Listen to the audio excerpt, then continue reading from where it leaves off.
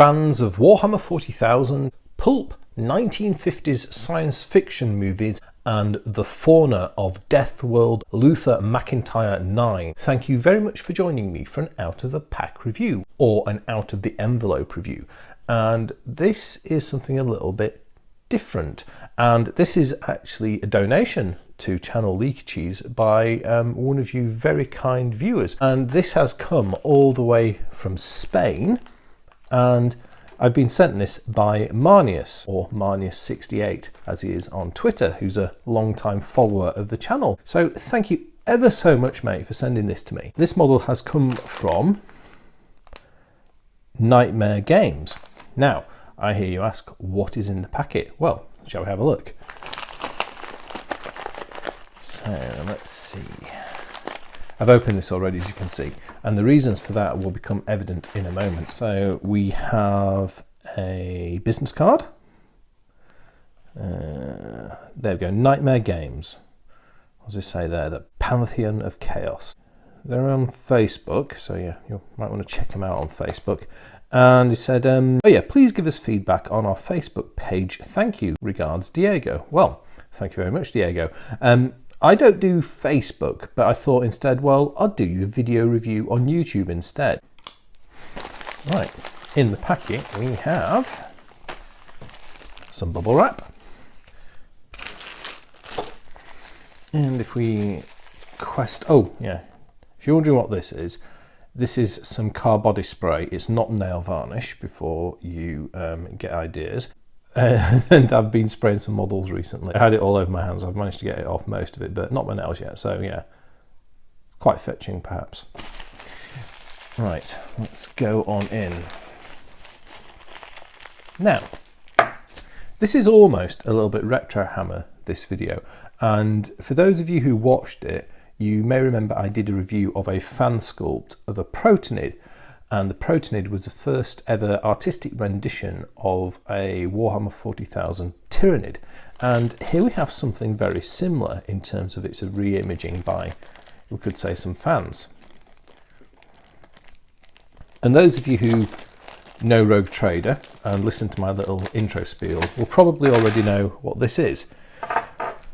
But for everybody else, this is a Crawling Insectoid. And we get the torso, which is this thing here, like that. And we get two arms, a left and a right arm. And we also get a couple of rather threatening looking serrated mandibles. Oops, there goes one of them. Got them again. Yeah, there you go, two serrated mandibles. Now, I'm sure those of you already know will realise that this is a re-imaging of the Rogue Trader Deathworld creature, the amble.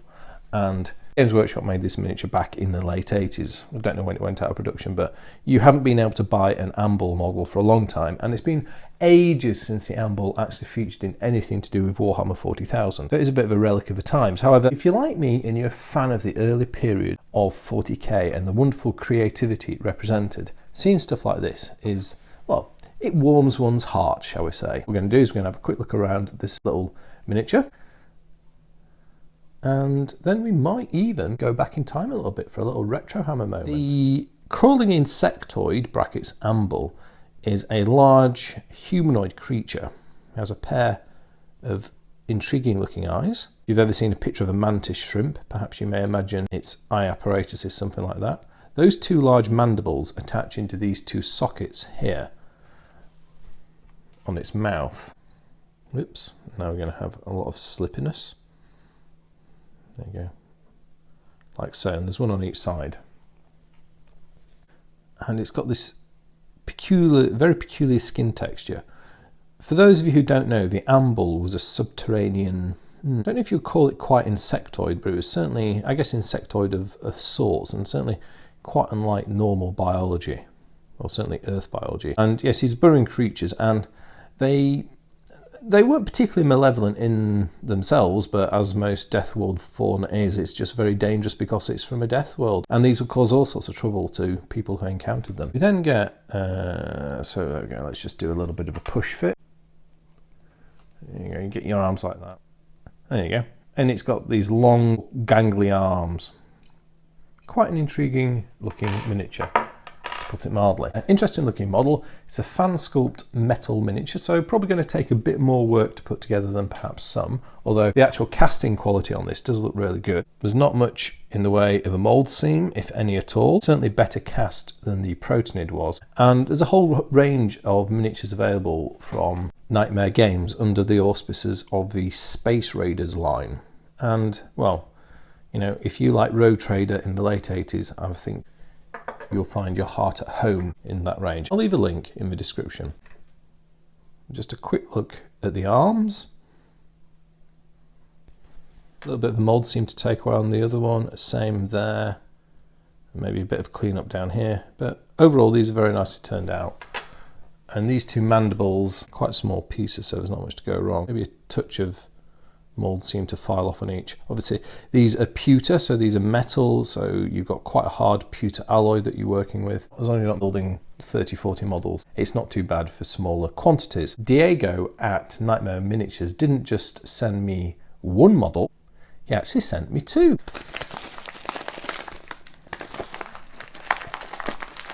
Let's go have a look at that. And there you go. Look at that, free other miniature for you. Smiley face. Well, cheers, mate. That's very kind of you. There's nothing in the bag, and that's because, well, I thought, let's actually build one of these puppies and see what it looks like. Here we have the Crawling Insectoid in its full 1950s pulpy science fiction horror. You can get a feel for what the full beast looks like. Again, it's got these huge, long, gangly arms. It looks like it could amble along on all four arms, you know, sort of on its knuckles, a bit like a gorilla, perhaps. Then these arms are very long, so it can reach out and grab stuff. And ambles are extremely fierce when confronted and extremely strong and resilient. Here you can see the two mandibles. Now, I've straightened these mandibles out with a pair of pliers a bit to resemble the original amble a bit more. And you can see perhaps, and this is going to be a little bit tricky to do, there you go, you can see that's got more of a curve on it than the mandibles actually on this particular miniature I've built. I bent the legs a little bit for the pose to try and get it in more of a loping gait, which I think seemed to work pretty well. This arm I think is supposed to go down at the side, but I just repositioned it a bit as if it's lifting it ready to grab some poor unsuspecting colonist or imperial explorer. Casting quality on this one was very much like the first. It was really good. A little bit of cleanup here and there, mainly on the arms, but overall very crisp, well turned out miniature. Absolutely packed with detail. Peculiar biochemistry of this creature. In terms of fit, it took a bit of, a little bit of work to get the arms to fit. You can see there's some milliput filler in there and also in there just to close the gaps up. In terms of sticking this together, these arms are quite long and gangly, so I actually stuck them with epoxy, well, super glue to hold them, but epoxy for the main joint, and to put a pin in this arm because it's raised and I think it needs additional strength. I also epoxied the two jaws or the two mandibles in place as well. So those are quite fiddly bits. And before I glued those in position, I did some work on the two mounting holes with a couple of drills, such as this one in this pin vise, to open them up, and that allowed me to get a more affirmative fit with the mandibles into the sockets, and I think that's going to help with the strength of those. I mean, epoxy, once it's set, it's very, very hard, so I don't think those will move. And then I super glued it onto the base, so yeah, that should be sufficient to hold it. And I've chosen to mount it on a Games Workshop 40mm base, which suits it well. Now, that is our Crawling Insectoid. Let's just have a little bit of a Retrohammer moment and look at what the inspiration to this miniature was. And here we have it. Here we have Games Workshop's Amble miniature from, now, was this 1987 or 1988 it was released? If you've got a copy of the Rogue Trader rulebook, it's got full rules and description inside it. It's a great model, it's very quirky. The detailing on it even looks splendid today. The surface detail is incredibly intricate. And just like the re-imaged Crawling Insectoid, it's got this hulking body.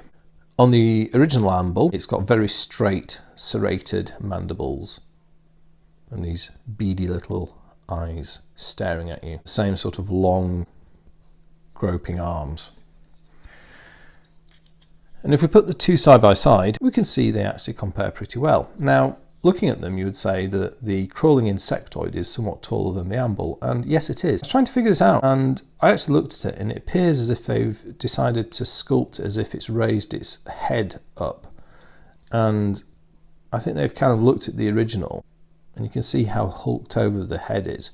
And I think they decided that this actually raises this part to a more erect gait. And I just forget which White Dwarf it is in, but there is actually a Warhammer Fantasy Battle roleplay adventure in White Dwarf somewhere around the 100 mark involving an amble and some temporal time shifting. And this does remind me a little bit of one of the drawings in that adventure, a more mobile creature. So yeah, very nice.